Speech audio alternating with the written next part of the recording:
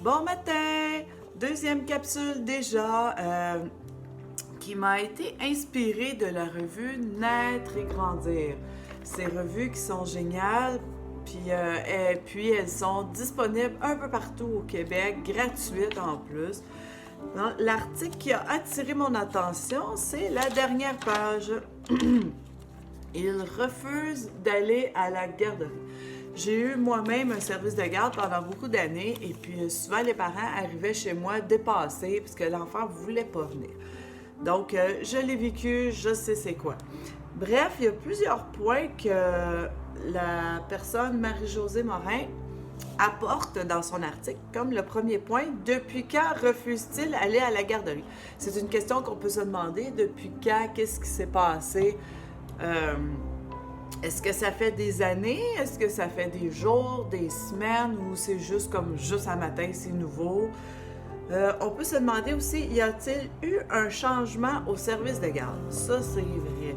Parce que parfois, il y a les nouveaux groupes qui roulent, hein? L'enfant change de groupe. Parfois, c'est les vacances, son ami n'est pas là.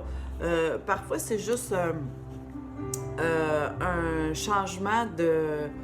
Comment je pourrais dire?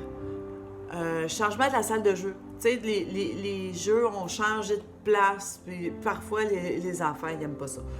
Un autre point, c'est, y a-t-il eu un changement dans votre famille? Est-ce que vous vous êtes déménagé? Y a-t-il eu une personne, un décès, une séparation? Ça peut être déménagement, je crois que je l'ai dit. Ça peut être plein de choses.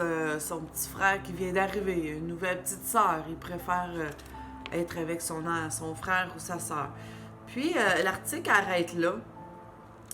C'est des points tout un peu négatifs, mais moi, ce que j'apporte, que je veux rajouter, l'article est bonne, mais un point que je veux rajouter, c'est qu'un enfant, c'est un être humain, c'est comme nous. Aujourd'hui, on est vendredi, il y a des matins comme ça où il fait beau, il fait soleil, tout ce que je préférerais faire, c'est mettre mes rollers puis aller rouler pendant un après-midi, finir ça en plage.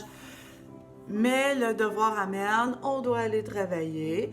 J'aime beaucoup mon emploi. C'est pas parce que j'aime pas mon emploi, mais il y a des matins comme ça où je préfère sortir. Fait qu'un enfant, c'est la même chose. C'est pas nécessairement parce qu'il aime pas la garderie ou qu'il aime pas l'éducatrice. C'est pas nécessairement parce qu'il y a eu des changements ou peu importe. Je te dirais même que c'est 80% simplement parce que il veut rester à la maison. L'enfant, il jouait probablement avec son nouveau jouet qu'il a eu à Noël, qu'il a eu à sa fête, ou peu importe. Il est heureux d'être dans sa bulle, dans ses affaires, comme nous, là. Il n'est pas différent. C'est pas parce qu'il y a 2 ans qu'il n'aime pas être chez eux pareil comme nous, là. C'est pareil. Fait qu'il faut vraiment être à l'écoute de son enfant. C'est pas bien plus compliqué que ça.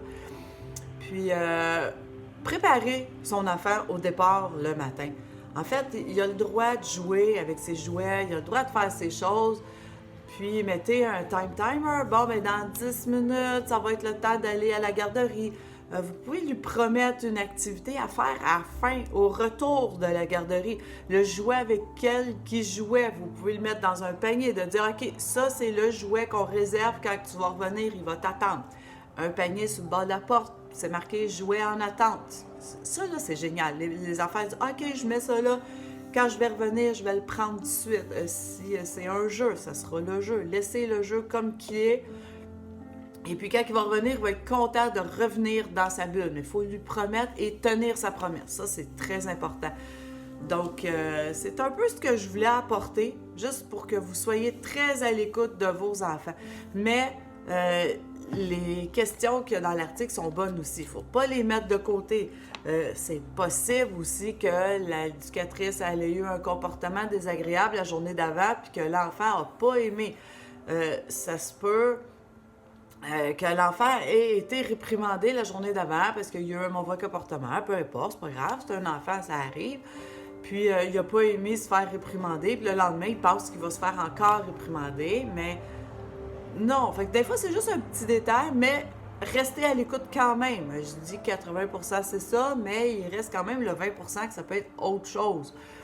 Ça peut être aussi, tu sais, un point très plate, là, mais tu sais, ça peut être une très mauvaise expérience avec l'éducatrice.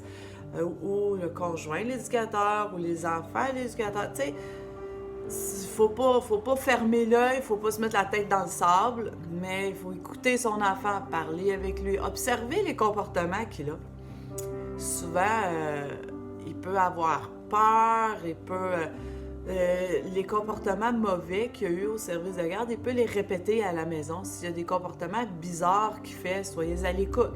Il faut quand même, encore une fois, il faut écouter ce que l'enfant dit. Je me répète, mais c'est lui la meilleure... C'est lui qui va vous apporter la meilleure réponse. Puis en parler aussi avec l'éducatrice, voir comment qu'elle vit ça. Est-ce qu'il s'est passé quelque chose la veille, la journée d'avant? Ça peut arriver. Il y a eu un événement qu'il n'a pas aimé avec un petit ami. Des fois, l'éducatrice, elle s'en rend même pas compte. T'sais. Il y a peut-être eu un petit conflit vague que nous, l'éducatrice, on a vu que c'était pas très grave, mais pour l'enfant, lui, c'est gros, là. Il faut quand même être conscient qu'un enfant, quand ça vit une émotion, ça la vit au top. Hein? Sont heureux, sont très heureux. Sont fâchés, sont très fâchés. Ils ont peur, ils ont très peur. Fait que quand ils vivent un événement, ils se font mal, ils tombent. Nous, on fait comme, ben là, t'es juste tombé. C'est vrai, mais pour lui, là, c'est dramatique. C'est comme, wow, il s'est passé quelque chose. C'est correct. C'est comme ça qu'ils apprennent à vivre. C'est comme ça qu'ils apprennent à gérer leurs émotions.